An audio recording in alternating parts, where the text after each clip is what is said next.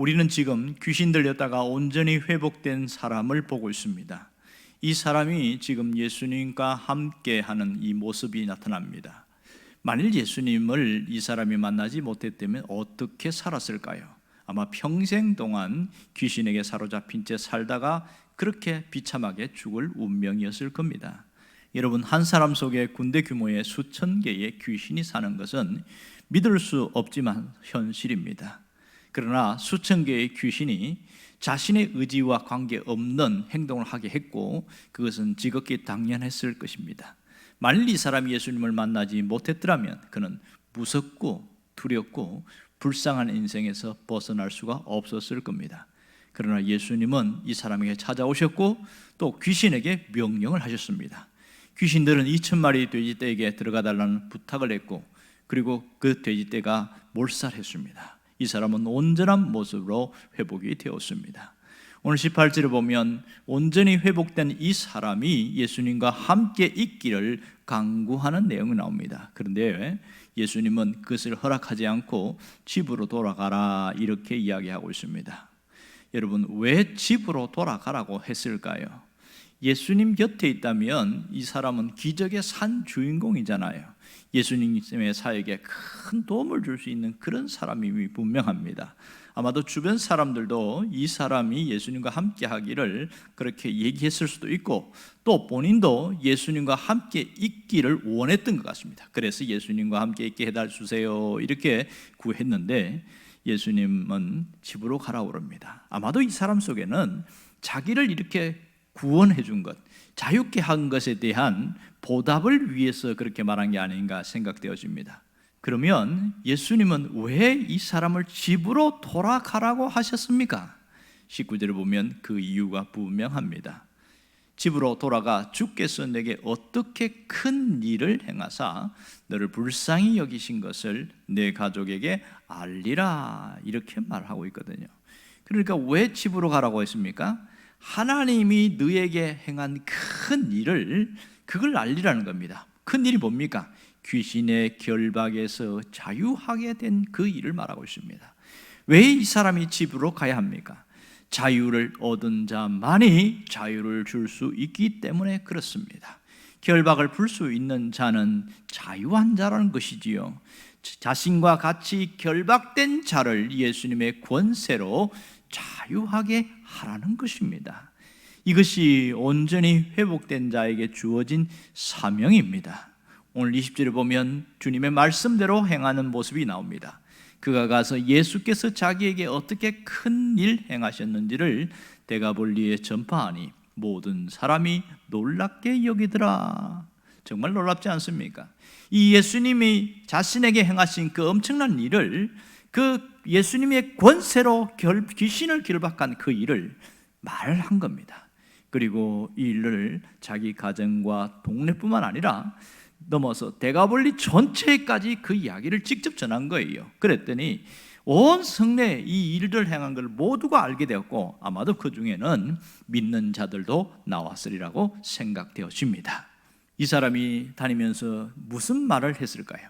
자신이 귀신에게 결박된 차로 얼마나 오래 살았는지, 또 예수님이 돼지 2,000마리를 몰살시킨 이야기, 그리고 결박돼서 풀어진 그 이야기를 온 성내에 다니면서 예수님의 이름을 이야기했습니다. 나를 풀어준 자가 예수님이고 나를 회복시킨 자가 예수님이다. 그러므로 예수 그리스도가 우리를 자유케 한 자다, 이 얘기를 했을 것이라 분명합니다.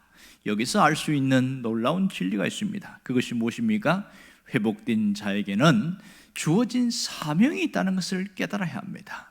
회복된 사람, 즉 믿는 모든 사람은 내게 주신 사명, 내게 주어진 사명을 깨닫고 살아야 한다는 사실입니다. 지금 교회에 나온 모든 사람들은 대부분 주님으로부터 회복된 사람들입니다. 그러면 사람들은 주님의 일을 하라고 이야기할 때에 무슨 생각부터 먼저 할까요? 이것은 내가 할 일이 아니라는 생각을 가장 많이 합니다. 이것은 특별한 사명을 받은 자, 곧 전도의 은사를 받은 자만이 해야 하는 일이다, 이렇게 생각합니다. 흔히 사람들은 예수를 믿었지만 신앙생활을 편하게 하려 하는 그런 경향을 갖고 있습니다. 간섭받지 않으려고 하고 자유롭게 편하게 그렇게 신앙생활하는 것을 즐기고 좋아합니다. 신앙생활에서 부담을 느끼는 것을 굉장히 싫어합니다. 또 하나는 자신이 드러나는 것을 별로 좋아하지 않아요. 숨어서 신앙생활하는 것을 좋아합니다. 그러다 보니까 사람이 많은 곳에 자꾸만 모이려고 하는 그런 경향성이 있습니다. 만일 어떤 사람이 교회를 다니면서 예수를 믿게 됐는데 이 사람에게 하나님이 이렇게 회복되게 하는 것은 사명이 있다고 해서 미션을 주면 어떻게 될까요? 그 부담을 주면은 아마도 두 가지 반응이 있습니다. 하나는 거부 반응을 보이는 사람이 있습니다. 부담 주지 말라는 것이지요.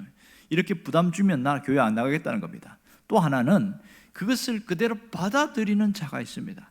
아, 주님이 그렇게 원한다면 내가 해야지, 이런 생각을 하는 사람이 있습니다. 여러분, 이 부담 때문에 교회를 안 나오는 사람, 또 다른 실망이나 여러 가지 요인 때문에 교회에 안 나오는 사람들이 생기고 있습니다. 이런 사람들이 갈수록 많아지는데 코로나가 3년째 접어들면서 더 많아졌습니다. 이 사람들을 흔히 가나안 교인이다 이렇게 말합니다. 가나안 교인이라는 것은 약속의 땅인 가나안을 향해 가는 사람이라는 뜻이 아니라 교회를 안 나간다는 것을 말합니다. 그러면서 나는 그리스도인이라고 스스로 지칭하는 말을 가나안 교인이다 이렇게 말합니다. 이런 사람들이 교회 안으로 들어오게 하는 것이 우리가 끝까지 해야 할 일이라고 생각되어집니다. 우리가 여기서 깊이 생각할 것은 사람들은 보이지 않는 무언가에 결박당한 채 살아가고 있다는 사실입니다. 우리를 결박하는 세력들이 주변에 얼마나 많은지 모릅니다. 무엇일까요? 잘못된 영적인 권세나 잘못된 인간관계가 우리를 결박하고 사로잡고 있습니다. 그래서 우리에게 고통을 주는 경우가 굉장히 많습니다. 보이지 않는 결박 중에 가장 두드러진 특징은 도박입니다. 이 게임이나 오락 이런 것이 중독성을 일으키는데 이것은 굉장히 우리를 보이지 않는 결박으로 사로잡습니다. 한번 어떤 중독에 사로잡히게 되어지면 생활이 엉망이 되어지고 주변 사람들에게 염려와 근심과 불편함을 끼치는 것은 당연한 사실입니다. 혹시 이 자리에 있는 분들 중에서는 이런 것과 상관없이 살아가는 사람들이 대부분이라고 생각합니다. 이런 것과 관계없다면 여러분은 어떻게 살고 있습니까? 내가 온전히 자유케 된 그것을 가지고 어떻게 살고 있느냐 하는 겁니다. 혹시 다른 사람들의 결박을 풀어주고 있습니까? 아니면 아무 생각 없이 그렇게 살아가고 있습니까? 우리가 가져야 될 신앙적 태도가 무엇일까요? 그것은 풀린 자의 사명입니다. 회복된 자의 사명입니다. 주님은 우리를 온전히 회복시켜 주시고 회복을 향하여 가게 하십니다.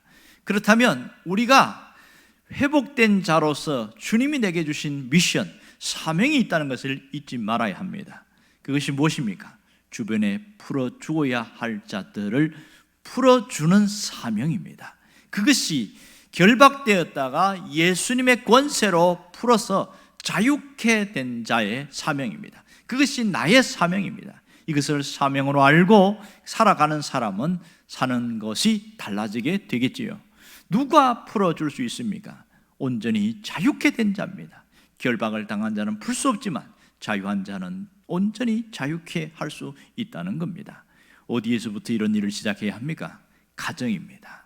가정의 남편이나 혹은 아내 아니면 자녀들에게 이 일을 해야 합니다. 예수님은 귀신 들렸다가 회복된 자에게 함께 할 것을 허락하지 않은 이유는 바로 먼저 해야 할 일이 있기 때문에 그렇습니다. 먼저 할 일은 가정에 가서 묶인 자를 자유케 하라는 사명입니다. 오늘 예수님을 만나 자유를 얻었습니까? 평안을 얻었나요? 구원을 얻었습니까? 그렇다면 사랑하는 사람들에게 자유를 얻은 것을 전해야 하는 것이 우리의 사명입니다. 먼저 할 일은 변화된 자신의 모습을 가정에서부터 보여주어야 하는 것이지요. 이 가정은 치유와 회복의 완성입니다. 가정은 치유와 회복이 일어나고 치유와 회복이 온전히 나타나는 곳이 되어야 합니다. 그러나 어떤 면에서 가정은 모든 문제의 시작이 될 수도 있습니다. 이 귀신 들렸던 사람이 깨어진 삶은 아마도 가정에서부터 일어날 수도 있습니다. 가정에서 묶여있는 이 결박을 풀어내는 것이 얼마나 중요한지 몰라요. 현대인들의 가정은 지금도 많이 흔들리고 있습니다. 가정이 흔들리면 주변이 흔들리고 더 나아가 세계가 흔들리게 되는 것이지요. 집으로 돌아가라, 여기에는 많은 의미를 포함하고 있습니다. 이 집이라는 것은 가장 친밀한 관계가 있는 곳을 말합니다. 그곳에 사랑이 있고 그곳에 위로가 있습니다. 이곳이 집이었죠. 집으로 돌아가 하나님의 위대한 역사를 간증해야 합니다. 가정에 하나님의 나라가 임하고 주님의 권세가 드러나게 하라는 것이지요. 이 가정은 먼저 복음화가 이루어져야 할 장소입니다. 주님은 나에게 자유를 주셨다면, 내 마음에 평안을 주셨다면, 진정으로 나에게 안식을 주셨다면 가정에 가서 그것을 그대로 말하고 그대로 나타내고 전할 수 있어야 됩니다. 이 복음의 소식을 가정으로 갖고 갈 때에 가정은 비로소 안식의 항구가 될 수 있습니다. 가정이 치유의 장소가 될 수 없다면 어디 가서 이 치유를 경험할 수 있겠습니까? 가장 가까운 자들에게 내가 온전히 치유된 것을 보여줘야 되는 것이지요. 가정에서 예수님의 역사가 시작되어야 합니다. 가정은 예수님을 통해서 가정의 안식과 소망이 임하는 그런 장소가 되어야 합니다. 이 가정이 안식의 항구가 될 때에 우리는 위대한 인생 항해를 시작할 수가 있습니다.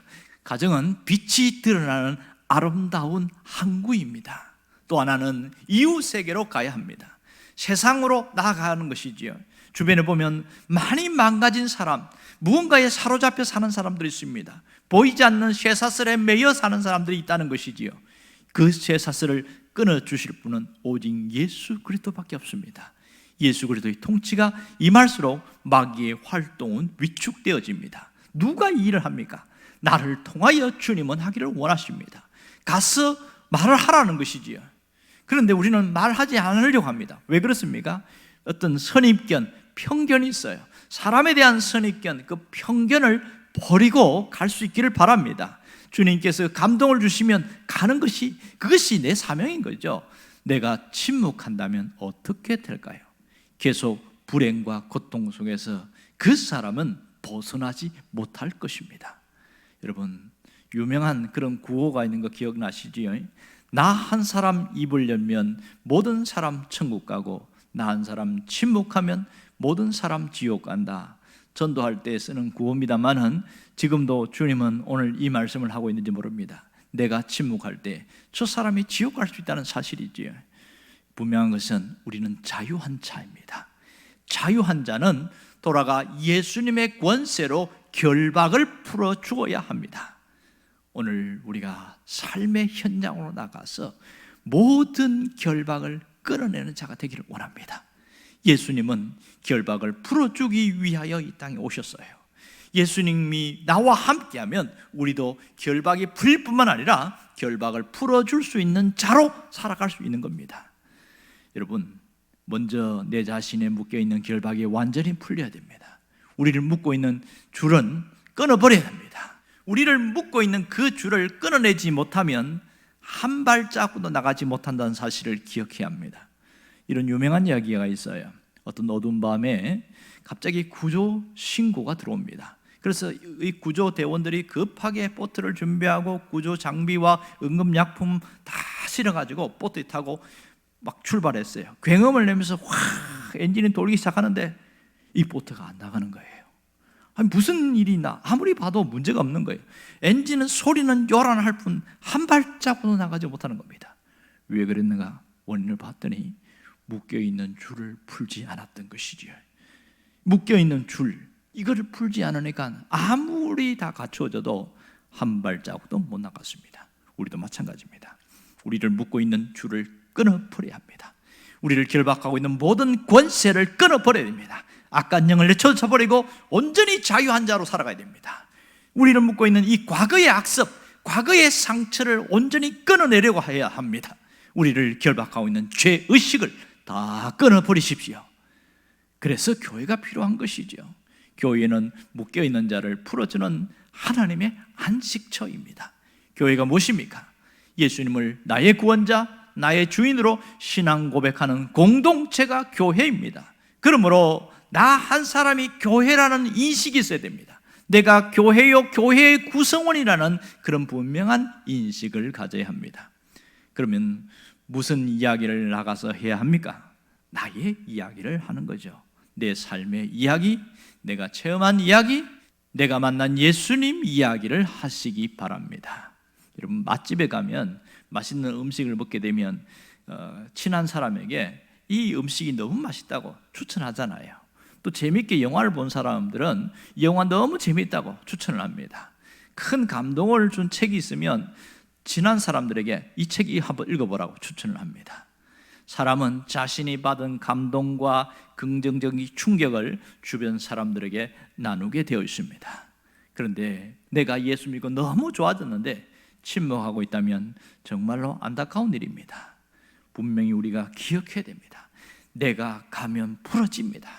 내가 가서 주님에 대한 이야기, 내게 역사한 주님에 대한 이야기를 하면 그 인생이 풀리는 일들이 나타나게 되어집니다. 내가 가서 주님에 대한 이야기를 할 때에 내 영혼이 살아있게 되어지는 것이죠. 내 영혼이 살아있을 때에 다른 영혼도 살릴 수가 있습니다. 다른 영혼을 살릴 때에 내 영혼은 더욱더 건강해지고 더욱더 성장하고 성숙되어져 갑니다. 이런 사람은 날마다 하나님께 더 가까이 나아가는 삶을 살게 되는 것이죠. 그리스도를 모시면 온전한 회복이 우리 삶 가운데 일어납니다. 여러분, 그리스도의 통치가 여러분의 가정과 개인과 모든 삶에 충만하게 일어나시길 주의 이름으로 축원합니다. 기도하겠습니다.